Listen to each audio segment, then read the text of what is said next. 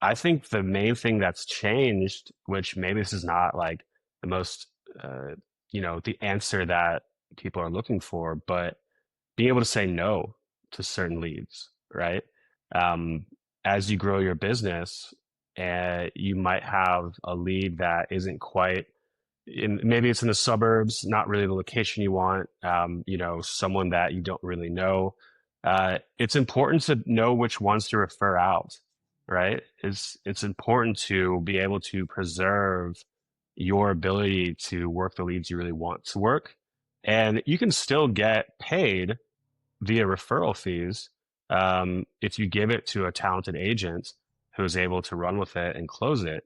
And everyone wins that way because maybe someone who's been doing it as long as I have is trying to work every single lead they get, and hats off to them. But for me, I do better when I feel like I know, when I'm stretching myself too far, and I know when to delegate, and that's important.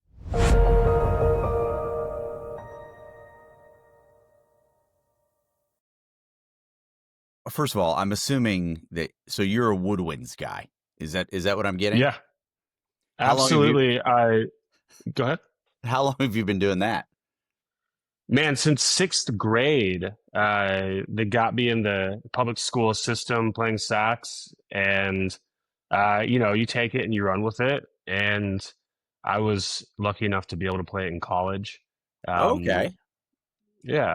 So, What and what does then that look like? What is the life of a collegiate musician? I mean, that's the funny thing is it's choose your own adventure. It can look like a million different things. So for one, I could have gone on a big scholarship to a school in Minnesota called St. Olaf University Okay. that is very serious about classical music. I had their top classical saxophone scholarship, but I was not prepared to be that cold all the time. Yeah. And I was not prepared to go to a school that didn't have any sort of business degree. Right. Um, so I did it more as like an elective, and got like a more modest music scholarship at Trinity University down in San Antonio. Um, yeah, small school, but quality school. Um, yeah, it was good to stay in Texas while having some space for my family. Oh, how often do you Mhm. still play? It's a good question. So I actually played around Austin for 10 years. The reason I moved to Austin is because I knew I didn't want to be a professional musician, but I knew I wanted that to be a big part of my life. And I just could tell back in 2010 that there's a lot of opportunity here. Um, and played around town for 10 years, nothing too crazy, but was in some really dope bands. And then stopped playing in 2020 when everyone was not really going out. And then the last couple years, I picked up the bass guitar. Okay. And yeah, it's kind of an about face. I still love playing sax. I'll still play it here and there, but I picked up a bass and formed a Weezer alt rock tribute band with some of Yeah. my best friends. Yeah. And that Yeah, I imagine that you just did that purely for the popularity. women just love Weezer so much. No, the nerdiness of Weezer has a universal appeal, Oh, sure. and it gets people going, but they also just don't take themselves seriously, Sure. um, and they're kind of the anti-rock stars. And they had a few albums that were bangers at the beginning, and they probably haven't put out a good album in about 20 years. But not to say it's bad, but we focus on more of the older classic stuff. Um, Now you're about to witness some top class podcasting. So, Drew, with that, when you're getting that level of research to figure out like what the people want, how do you equate that to your real estate life? I hope you guys are paying attention. That's what we call a transition, a segue, if you yeah. will. Hey, we have segued. The way that I do that is by looking at the trends in different neighborhoods. What's happening in my neighborhood? What's happening in your neighborhood? What's happening in the neighborhoods that my clients want to be in? One cool thing about being at Bramlett Partners is Eric Bramlett has developed really great software that fits right on top of our CRM. And it allows us to communicate in private chats with our clients about particular homes that pop up. So it really just streamlines things. It makes everything easy for us to be on the same page with our clients. And for us to have different segmented searches for different neighborhoods or different price points as well, even like condos versus single family homes. And it helps us really drill down with the client in real time during that priceless R&D phase, which I like to call, when you're still in your lease and have a few months left and you're not ready to buy yet, or if you uh, are just waiting for rates to come down and have an aspiration for next year to buy a place. It's never too early to start. It's never too early to get on top of learning the trends of the market and finding out, oh, this neighborhood actually has what I want. It may not have the central location of the other neighborhood, but what do you value as a buyer? I like to kind of think of it as three balls that you're juggling. And this is assuming a constant price point. And that is location, size, and aesthetics, essentially. Size slash amenities. So basically, it's like, well, I had a buyer recently, and she started by looking for location. She wanted to be as close to the action as possible on the east side. She was coming from an apartment up near the Domain in North Austin, which has its virtues, but it's further away from downtown. It's not as hip. It's kind of a different demographic. Now, this young lady, single first time home buyer, she also had an interesting situation where she's in a wheelchair. So we also have to make sure that the house has a level of accessibility, which you frankly are not going to necessarily find in the houses built in the 50s and Yep. 60s that dominate the east side, the kind of more hip parts of town that she started out by looking in. So we were looking on the east side, couldn't really find what we needed, went north, found houses that were more accessible to her and larger, but they're too far away. And then she's thinking, well, what the heck am I really trying to buy a house for? What kind of lifestyle do I actually want?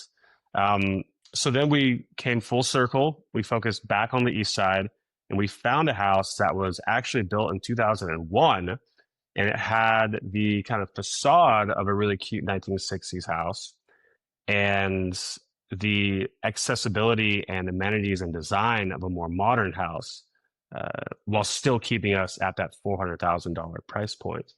Um, so all that to say is, she and I were communicating on, Eric Bramlett's platform that we use, that we have proprietary use of long before, and we were able to really narrow things down without wasting much time about, going on a wild goose chase in different neighborhoods. If there's if there's one thing that you think you do really well as a realtor, what is that thing? I think I'm good at putting myself in my buyer's shoes and asking the right questions and even going, even the maybe a little creepy things like stalking their Instagram and really trying to get a sense of who they are. Um, and that helps me with my 15 years of experience figure out what kind of neighborhood and lifestyle and product as a home that they need. Um, and it's never about me trying to cram what I think might be right for them down their throat. It's all about presenting them with options and knowing if they choose one of these options, what's the next question to get us one step further. So it's really combining just kind of a level of empathy with knowledge of the city of Austin and the neighborhoods. What we joked around about this at the beginning, but I'm just curious because one of the things I think that often gets overlooked about what it is that realtors do is just details. The details are everything to a realtor. I mean, it's just literally knowing the question to ask, knowing the specific nuances of a neighborhood or even soil type, certainly in Texas. Like all these Yeah. things kind of come into play. And I don't know whether you've thought about it in these terms or not, but what do you think there's a parallel between your your lifelong relationship with music and those level of details, or is that just a completely different off-topic thing? Yeah, man. I think that's a really interesting question. There are different ways one can dive into music. If you're more of a classical musician, you have the sheet of paper and you're learning very complex notes and structures and you're performing it, right? So there's a kind of performative element to being a realtor, and it can get very specific. But then there's also the idea of playing jazz music or more of an improvisational type of music with a small band where you're having a conversation with the other members of the band. There's a very loose structure to it. And you can go off the rails and it's welcome, but you don't want to go off too far. It's more about collaboration. So the combination of preparation to really nail the performative aspect of being a realtor, which has substance to it, like knowing what the market is like, and knowing how to deal with objections from any angle, while also combining the improvisational aspect of jazz music, knowing how to have conversations with people and knowing how to adapt and pivot. I think combining those left and right brain aspects of the different types of music is very relevant to being the best real estate agent or any sort of client service profession. So with that in mind, now that you've had this 15 years of experience and you've kind of gone through the different phases of things, and there's been a lot of changes. I mean, there's been a lot of changes in the last 5 years, let alone the last 15. So Mhm. if you were starting this over and you had the opportunity to give yourself some advice outside of saying don't do it, what advice would you give what advice would you give yourself for someone starting out right now?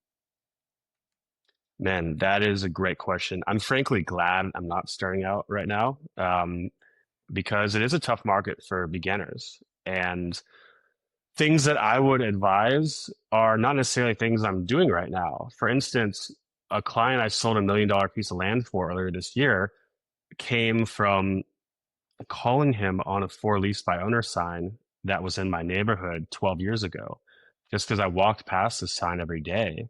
And I was just thinking, man, it's been out there for a month or two now. Let's see if this guy needs help. So having that fearlessness of making those calls.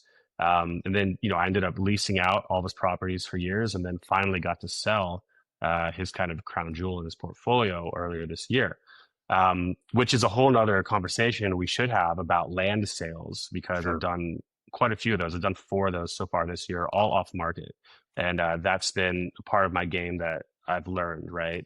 It's like being an athlete, like Anthony Edwards, one of my favorite basketball players, for instance. He added also a 3-point shot last year and then led the league in 3 points made last year.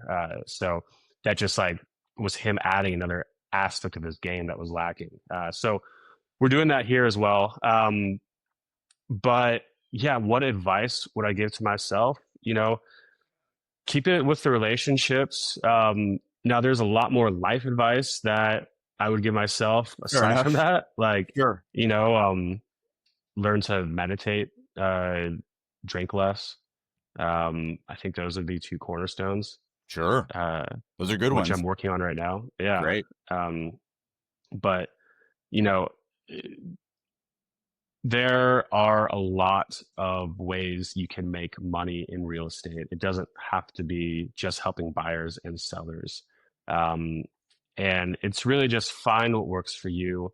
The path I took was a unique one, but it worked really well for me and my style of really focusing on the relationships, um, and making as many relationships as possible with apartment seekers who were renting in Austin early on. Um, and that that path to making as many contacts with as many people as possible looks different for all different types of agents. So it's really just find the one that works best for you. For instance, if I was a new agent and someone wanted me to do wholesaling, right? Where I'm working with property flippers and, you know, maybe having not very pleasant conversations with people who are about to lose their house, and trying to lowball the crap out of it. And I'm not saying all wholesalers take advantage of, sellers, but certainly that's a facet of the business model in a way. Sure. And some are more honest than others. That's not I would not have lasted 5 minutes in that game, and I'm very okay with that.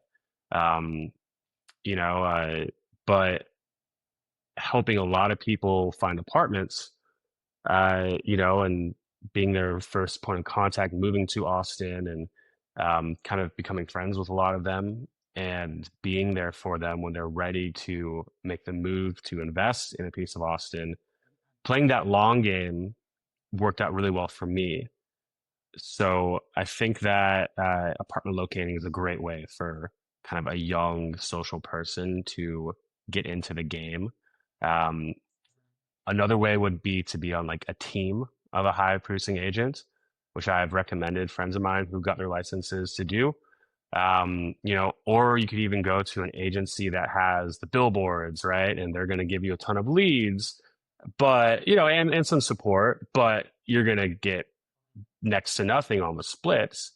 But like your first 2 years in real estate should be more of an apprenticeship, honestly.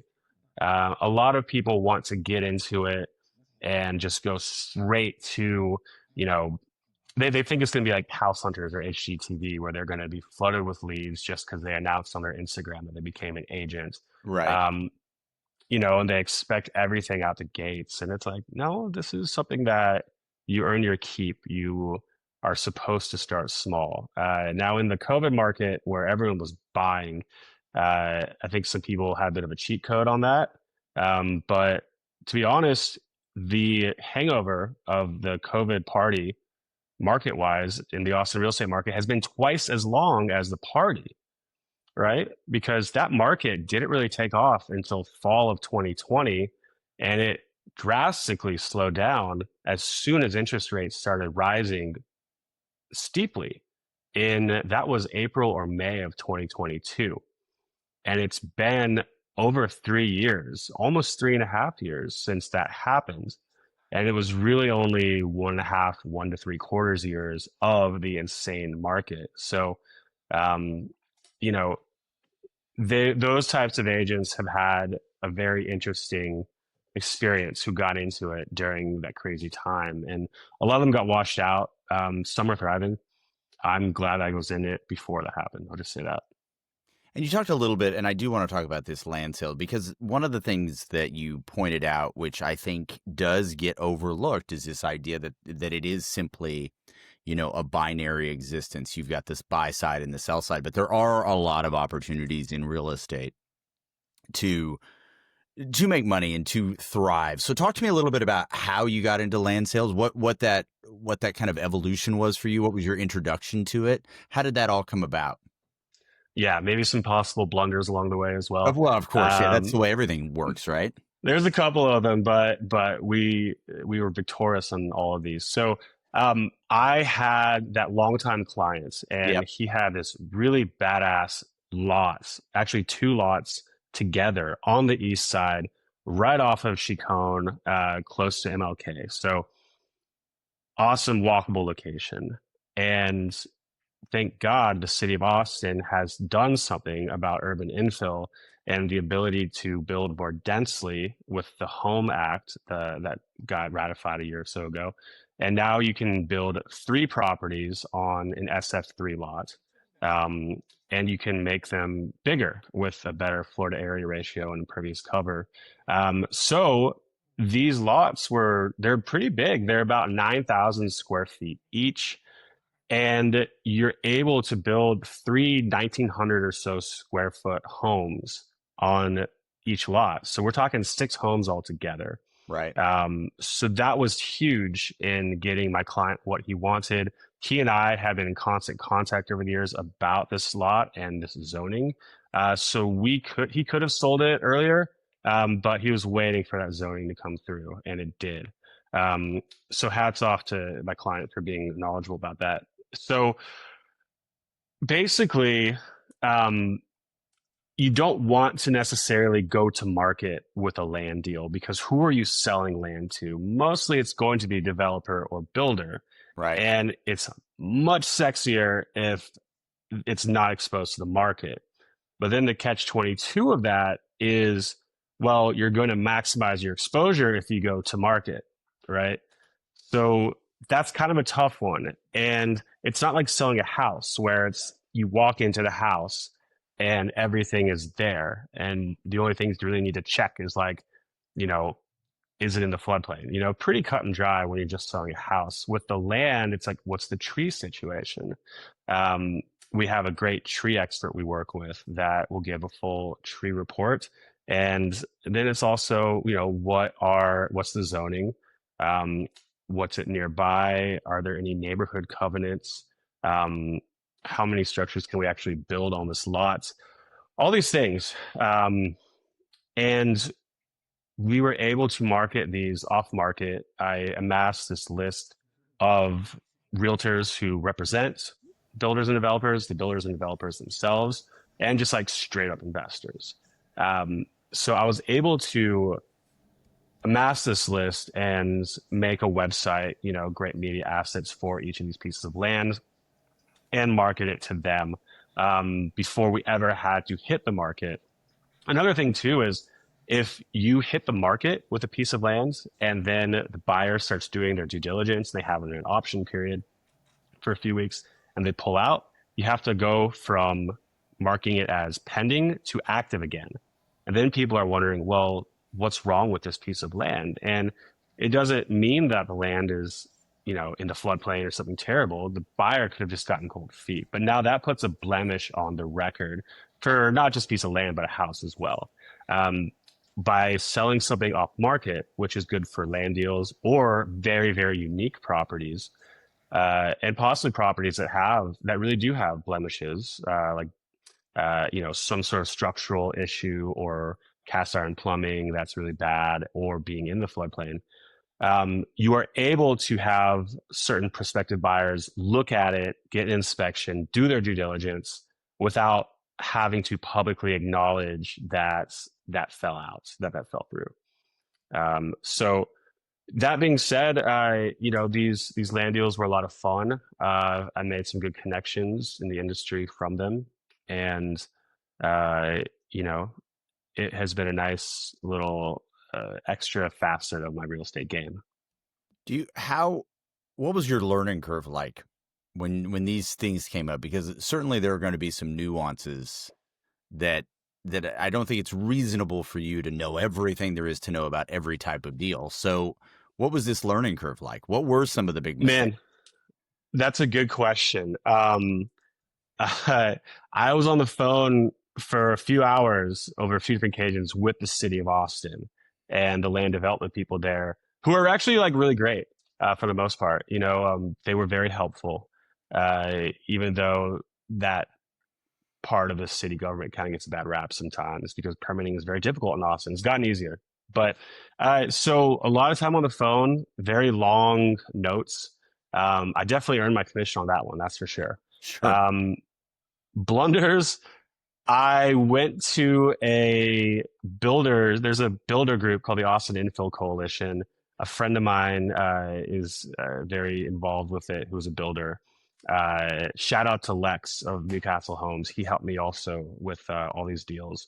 Um, I went to their lunch at this Tex-Mex restaurant, and everyone goes around and introduces themselves. And just a realtor being there is kind of like you're not, the most, I wouldn't say you're not welcome, but they're not super excited for realtors to be there because these are builders. It's for Yep. builders, right? So I didn't really understand you know, my place, and I start promoting this piece of land during my little intro speech, and everyone just yelled at me and like, lightly booed me off the stage. So I sat down and enjoyed my meal. But a couple of people actually came up to me afterwards, asked me about it. So it was worth it. Even though I kind of looked like a bit of a fool, but you learn. Uh, and we got the deal done. And it was great. But that, and then for a second, I was talking to wholesalers about a certain piece of land, and they were very dishonest with me. And they did not do what they said they were going to do. So I learned not to deal with wholesalers when you're trying to get, you know, land deals done. What have overall, maybe not just a land deal, but what have been some of your biggest lessons over the last 15 years?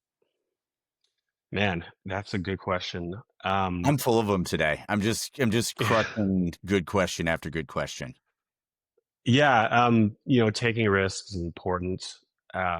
In real estate, where there's not much of a hierarchy, it's kind of more like organic and flat. Ops and perception is important. Now, I'm not going to go as far as be one of those agents who pays a bunch of money to be included in like a magazine that's like there's one in town called Real Producers where you basically pay to be featured in it, even if you don't produce anything. And it's this big like little story about you. So that's fine if other agents want to do that. Like no shade. It's not for me. I feel it's inauthentic. But the more successful you look, people are going to think that it's your numbers aren't published. Um, so yeah, but you got to be consistent. I've definitely learned that. That's something that I think a lot of people struggle with. And Define yeah, that for me. Expand on that idea a little bit. Like when you say consistent, what are some of the things that you need to be doing consistently? yeah, making the phone calls. Eric Bramlett has a favorite saying, and he even made stickers of this, and I have a sticker somewhere about it. But it's I love boring real estate.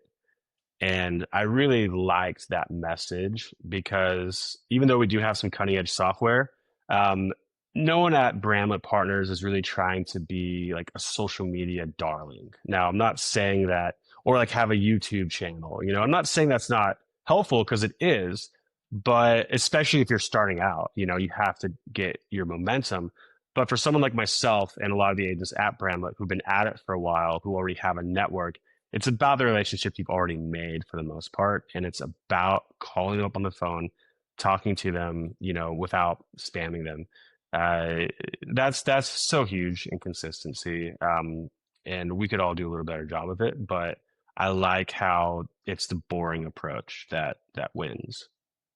So that's the consistency side of it. What are some things that you think? We talked a little bit about your ability to the best of your ability, get into the shoes of your client, right? What has changed for you as you become more comfortable with that in the way that you not only deal with existing clients but maybe with new leads? Has anything changed there, or have you been able to maintain kind of a similar approach since you began? Yeah, man. I think that it's more of the latter. I think it's just maintaining. You have to really want to serve certain people, right? And I think the main thing that's changed, which maybe this is not like the most, the answer that people are looking for, but being able to say no to certain leads, right? Um, as you grow your business, you might have a lead that isn't quite maybe it's in the suburbs, not really the location you want, someone that you don't really know. It's important to know which ones to refer out, right? It's important to be able to preserve your ability to work the leads you really want to work. And you can still get paid via referral fees if you give it to a talented agent who's able to run with it and close it. And everyone wins that way because maybe someone who's been doing it as long as I have is trying to work every single lead they get, and hats off to them. But for me, I do better when I feel like I know, when I'm stretching myself too far, and I know when to delegate, and that's important. So with that in mind, I think we would all say like the ideal client is the client that knows exactly what they want. They're paying cash, they're closing in 5 days. Like it's just, they've got that is that is the ideal. Now, that being said, we all know that that's not realistic. What is it that if you could coach your clients before they get into this world, what would make them the ideal client going through and approaching the Austin market? It's just all about education and it's all about having the right team behind me. So I've been working with the same two lenders for almost 10 years now. I've had a couple other ancillary ones who are great as well, but I've really formed relationships of trust with these lenders. And you need a lender who knows how to navigate financial situations and crush it, right? Nothing's worse than when someone comes with like Wells Fargo or Chase Bank or Bank of America as a lender, and their lender is hard to get in touch with. They're not local. They just don't know what they're doing. They're barely making any money on the back end, so they're not incentivized. Um, and a lot of those times, I get people to pivot their lender. It's not hard to do. Um, but if they are intent on working with a lender who's maybe at a big bank, I feel like part of my expertise is being able to keep that lender honest and being able to push the deal forward, even if they're unresponsive. Um, so yeah, having the right inspector, the right lender, the right title company. I even have this lady named Connie that Eric introduced me to, who is fantastic. She's not a stager, but she will come in. She has the most detailed eye for design and presenting a property. And she'll go in and write up this detailed report of everything the seller must do to maximize the appeal of the listing. And I even pay for this for a lot of my listings because it helps the dang thing get sold. And and she has this eye for specifics that I don't have, right? Um, so she's one of my secret weapons. And I think every realtor should have an ace up their sleeve like Connie, who can go in and really crush it and leave no doubt that the listing is as immaculately presented as possible. Another thing I like to do now these days in my listings is I will actually take the seller in my car as if they were a buyer. We'll go check out the comps in the area. We'll see what they're up against because a lot of people have that bias that their house is the best. They did some improvements to it and, it's going to sell like that, but it's like, well, let's see what you're going up against in this tough market. And also, let's see how long these properties have been sitting, right? If there's a house that's maybe a little nicer than yours that costs just like 10, 20,000 more and it's bigger and it's been sitting for 80 days, which is slightly over the average in Austin right now, then people are going to be comparing it to yours. And you either have to invest some money into yours to make it as nice, or you have to price yours accordingly. So it's going to be so much of a gap that they can't really compare them. How would you recommend a buyer coming into this market? You mentioned that obviously educating themselves is really important, and I think that's with any purchase certainly. But what's the best methodology for them to do that? Really, just conversations with myself and educating them on the market, making sure we have those auto email campaigns going, and making sure that we are discussing like potential properties in the little chat in the software. Well, I mean, let's talk a little bit here because I think one of the things that you discussed and hinted at, pointed out, is the idea that sometimes we, as realtors, we might say no to a client, right? What are some of the things that you're looking for when you're vetting a client outside of they might be outside of the space that you want to sell in or whatever? What are some things that are red flags that are like, oh, wait a minute, this may not be the best fit? You also don't want to be too judgmental, Sure. right? Just because someone may only have 5% down doesn't mean that they're not willing, ready, and able to close on a property. Um, that being said, it certainly helps when you have 20% down. That is really the golden number to get to. It's going to eliminate the PMI, which stands for private mortgage insurance, which is a few $100 a month on top of your housing payments. It's also good, especially with millennials and younger first-time home buyers, to talk about monthly payments and really break that down because millennials are so obsessed with what's the monthly going to be. Well, it's going to be more than what you're going to pay to rent the exact same house. Let's just get that out of the way. This is a pay to play kind of investment. But since your mortgage, which has PITI, principal, interest, taxes, and insurance, all lumped into the same payment, since that has different factors to it, then we have to examine those, right? Principal is pretty much a piggy bank for future you. You are going to get that money back when you sell. Interest, well, that's what you have to pay the bank. That's the cost of doing business. Taxes, that goes to the man. That's unavoidable in Texas, at least. Usually going to be around about 2% property taxes. You have your homestead exemption, though. It caps the increase by up to 10% each year, which is nice. Insurance, you need property insurance. That's, unfortunately a cost that has been rising. It used to be really cheap. It just kind of depends on a few situations what that's going to be. But, you have to pay to play. So you have to incur these costs to garner the appreciation that you are apt to get in the Austin housing market. Now, that has not been a rosy picture the last couple of years. It's actually been pretty flat. Certain submarkets are declining, which we can talk about later. But you are the beautiful thing, the best thing about real estate as an investment is that you are leveraging the bank's money, right? So, little napkin math, you put 20% down, therefore you're capturing appreciation. Let's say the appreciation is 6% per year, right?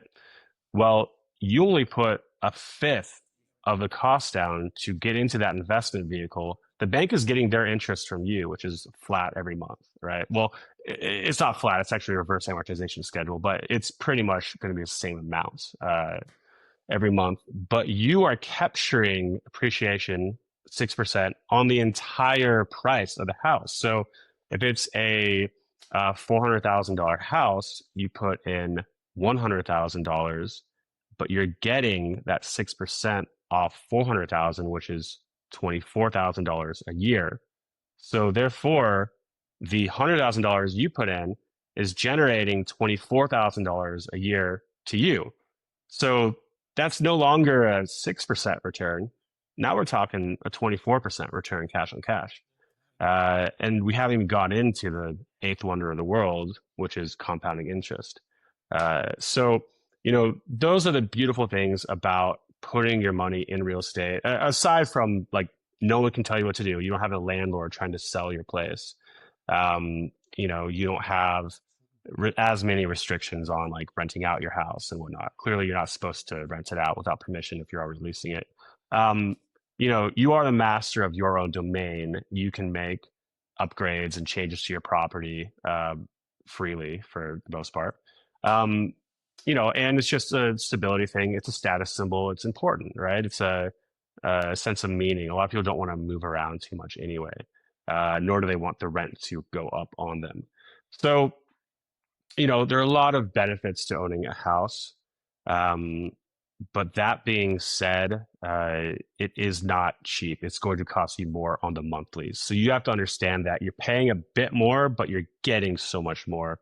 And a lot of people, especially millennials, don't necessarily see that until it's explained to them. So I'm looking at it maybe more from a realtor perspective. How do you filter through a potential client to understand whether you guys might be a good fit or not? Yeah, absolutely. So yeah, like, the money situation is important, how much they're putting down. The knowing where they want to be is important. I've literally had someone one time on the phone who I didn't know say that she was interested in, North Austin, South, East, or West Austin. Right. Just not Central. We're staying away from Central Austin. Yeah. Cities are scary. And I just, didn't know what to do with her. Someone who keeps changing up aspects of the search early on, where it's like, okay, but a lot of that too it's on the agent. It's about asking the right questions. One question I like to ask is, where do your friends live in Austin? Where's your work? But like, Where do you like to go to? Like, is there a third place, like a gym or a coffee shop that you're always going to? Um, so like, yes, that's a great question you asked. Like, what are the red flags? But I feel like a lot of the red flags can be overcome with asking the right questions and putting yourself in their shoes, but it's not always as easy as that. You also want to know what their life situation is, right? You got to tell them, hey, if you're not planning on being in this house for at least 3 years at the minimum, don't buy. Um, or like sellers, right? If you are in love with your interest rates and you don't know what you're going to do, you don't have a plan for after this, or like, let's talk about what your spouse wants to do. Make sure that the spouses are on the same page. That is so crucial. Even if it is tough because sometimes you get an objection where like a husband doesn't want their wife on the emails, but you have to try to overcome that and not just find out what her needs are in order to know what her needs are, but also for the spouse to feel like they're being heard. Because nothing's worse than spouses not being on the same page. Sure. I'm wondering if, I mean, have there been times, because it sounds to me that that is just a recipe for this stuff to blow up. If somebody says, look, I don't want my spouse on this email, you have to imagine that that boulder's rolling down the hill and you're going to get hit with it at some point.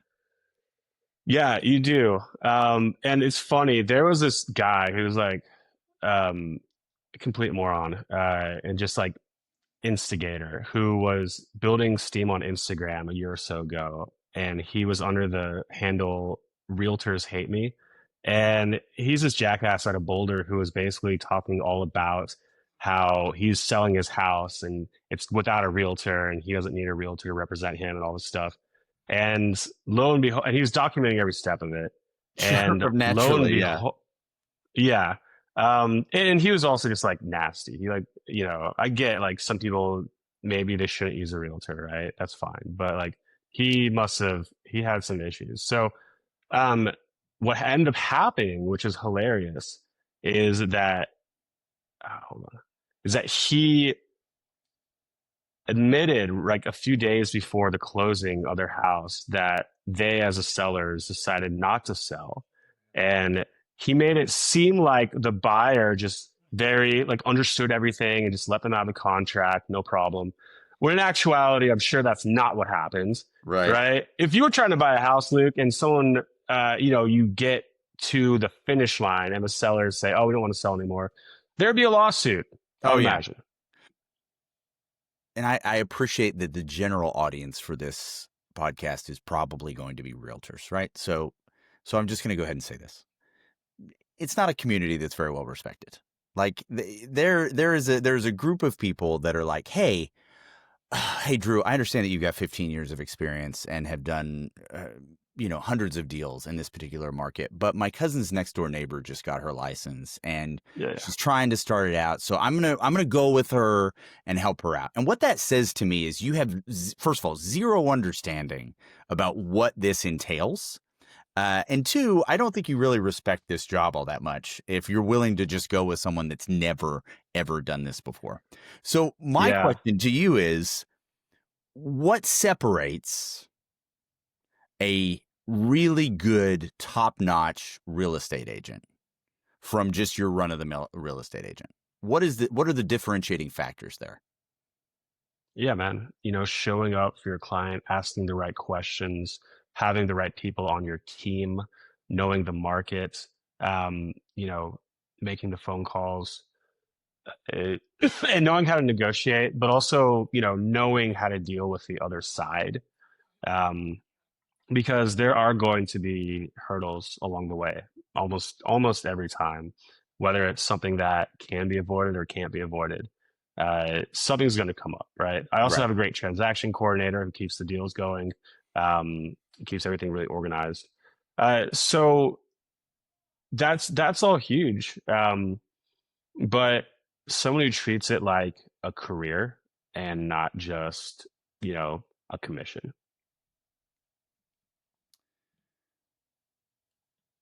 I got nothing else for you, Drew.